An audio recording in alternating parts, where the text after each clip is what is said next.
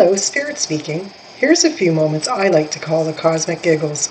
You know, those situations in life that all of us have had, where something happens that just ticks you off, and later a light bulb goes off in your head when you suddenly realize that while you were busy doing damage control in the 3D, the universe may have been quietly running the bigger picture.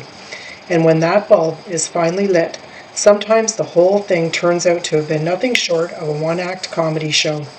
This is what happens when we skip the check-in. So there you are, getting ready to go out. Nothing major, nothing glamorous. You're not walking a red carpet, and you're not accepting an award. You're not being photographed for the cover of a magazine called Emotionally Stable and On Time. No, you're just going somewhere. Dinner, a visit, a gathering, a quick outing. Something simple. And the beautiful part is, in your mind, the outfit is already chosen. You saw it earlier. You had the vision. You thought, perfect, I know exactly what I'm wearing, which is always such a hopeful sentence because there's the outfit in your mind, and then there's the outfit once it enters the lighting, the mirror, the clock, the pressure, and the emotional weather system of actually getting ready. At first, everything seems fine. You shower, you do your hair, you feel like you're right on schedule. You're even a little bit proud of yourself because for once, you're not rushing. You think, look at me, prepared, calm, organized. Spirit gently whispers, stay centered, keep it simple. And that's when ego kicks the door open with a headset and a clipboard. All right, nobody move. Getting ready is now a full production. Suddenly, this is not just putting on clothes. This is wardrobe management. Ego looks around the room like it's been personally appointed creative director of leaving the house. Timeline, check. Emotional stability, questionable. Outfit confidence, pending. Mirror review, required. Backup options must be placed on standby. Spirit says you already picked something. Ego says that was before the lighting got involved.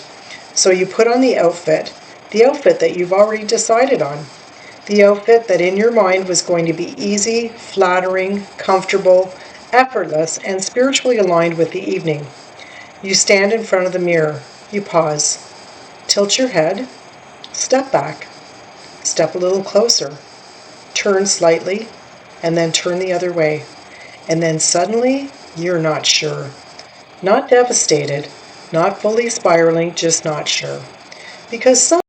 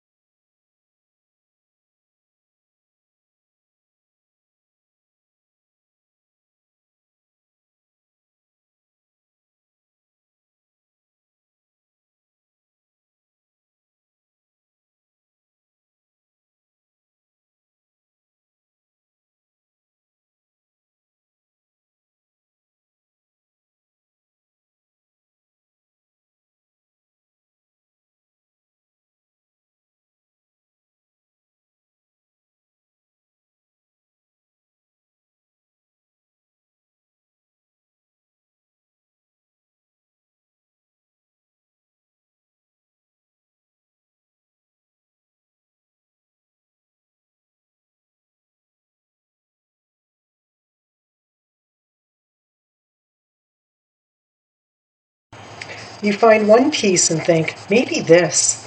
You try it on. No, absolutely not.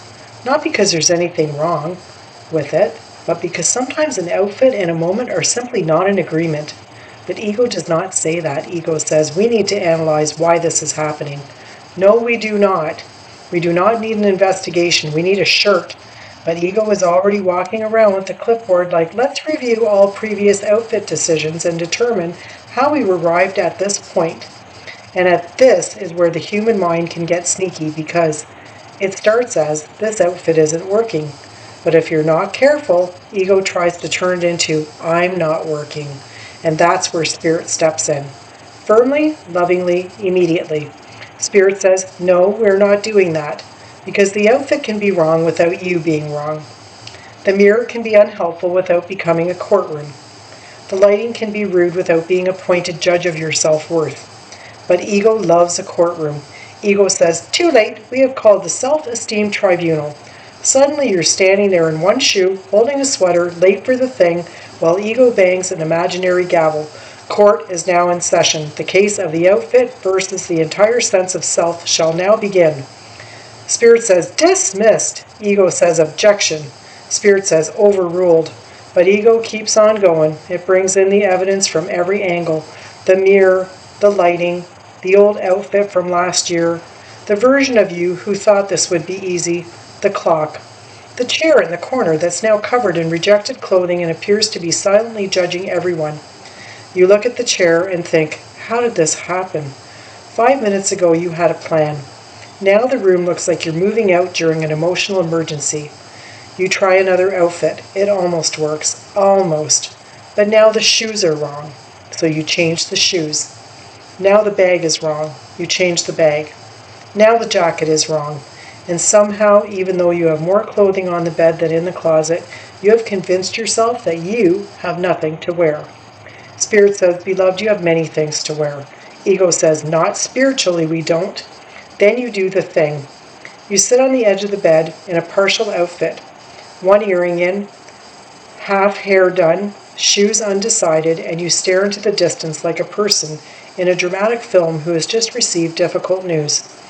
Except the news is that the genes were not giving what you thought they would give. The phone buzzes. Someone says, are you on your way? You look at the message and you look at the bed. You look at the mirror and you look at your life. Ego whispers, tell them traffic. No, absolutely not. We're not blaming traffic for a cardigan crisis. You type, almost ready, which is technically not true. You are not almost ready. You are almost emotionally available to choose a second sock. Now the pressure rises.